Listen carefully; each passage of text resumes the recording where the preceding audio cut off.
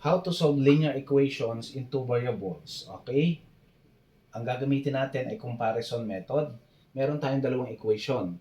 Equation 1, equation 2. Okay? Now, ang target natin dito ay makuha yung value ng x, makuha din yung value ng y.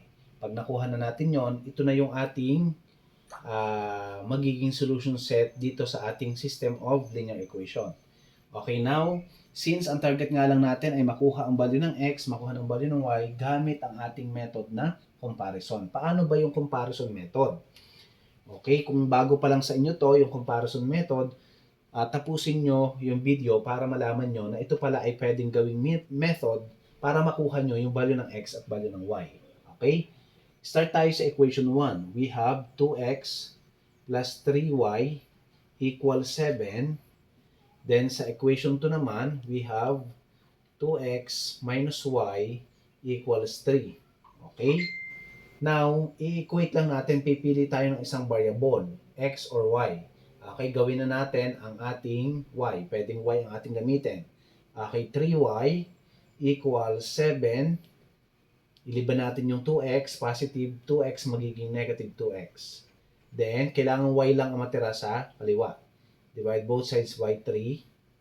Okay, y equals, kinancel na natin yon, which is equivalent to 1. Okay, ang matitira na lang din ay 7 minus 2x over 3. Okay, stop muna tayo dito. Sunod, punta naman tayo doon. Y din yung ating matitira sa kaliwa. Okay, negative y equals 3. Liliban nyo, magiging negative 2x. Since ito ay negative y, dapat positive y din ang matira dito. I-multiply natin to sa negative 1. Okay, negative 1 times negative y is positive y.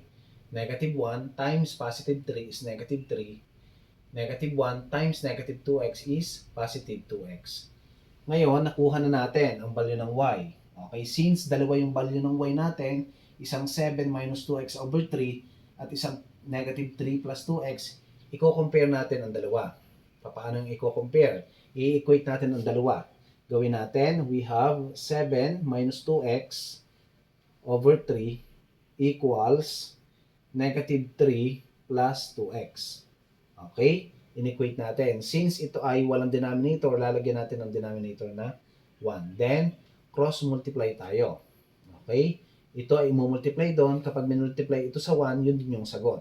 7 minus 2x, then equals, ito naman, negative 3 plus 2x times 3.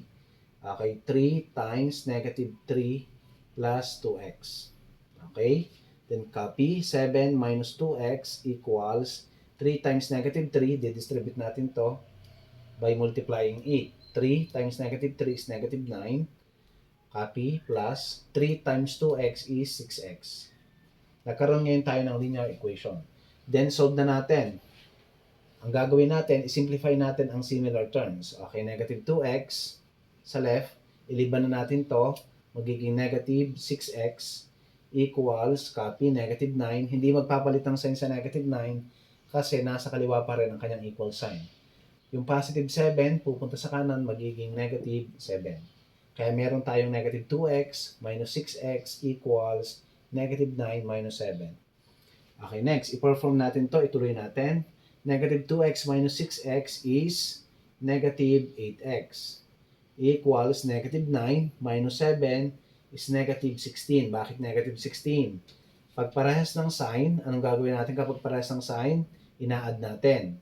Then, kinokopya natin yung sign. Kaya negative 16.